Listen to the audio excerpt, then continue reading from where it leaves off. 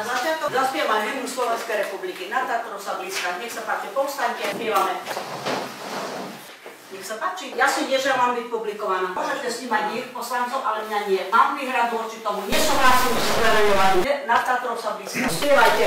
Na Tatrou sa blízka. Hromy divo bijú. Na Tatrou sa blízka. Hromy divo bijú.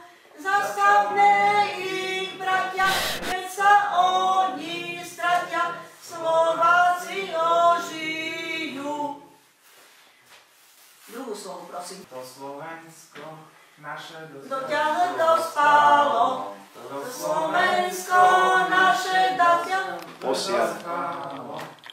Zastavme ich. No, je to veľmi pekné, keď neovládate slovenskú hymnu. Dobre.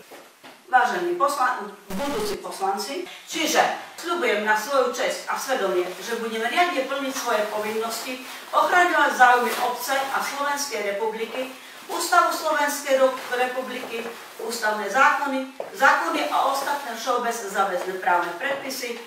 Budem pri výkone svojej funkcie starostu uplatňovať podľa svojho najlepšieho vedomia a svedomia.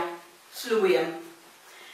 Nasledujú vaše sľuby, ktoré zložíte do mojich rúk. Sľubujem na svoju česť a svedomie, že budeme... Máte sa postaviť, pani Hrabinová. Nebola som upozornenia a pokiaľ... Sľuby sa stále skladajú pri postavení sa, lebo to je sa vzdáva česť. Ale sme normálni ľudia. Mne to nezaujíma. Máte to Ale mňa vedieť. to tiež potom nezaujíma. Sme tu normálni Postavte ľudia. sa. Tak si poprosím, aby ste ma vyzvali pekne. Nie, lebo sľub sa skladá postavením. No ale tak ma vyzvite. Ja vás nemám čo k tomu vydávať. Máte mať toľko inteligencie, že máte sa postaviť. Tak sa nech sa páči, sa postavte. Vidíte, že to bude pani starostka. Ako keď ste si takedy vypočuli bajku alebo historický dokument o Svätoplukovi, takže by som bola veľmi rada, keby ste sa podľa toho aj riadili. Čiže nebojujte proti mne, ale bojujte so mnou.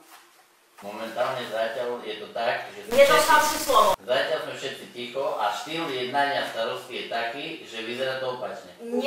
Nedohovorila som. Dovolím si mať krátky príhovor ešte k tomu, čo som teraz tu povedala.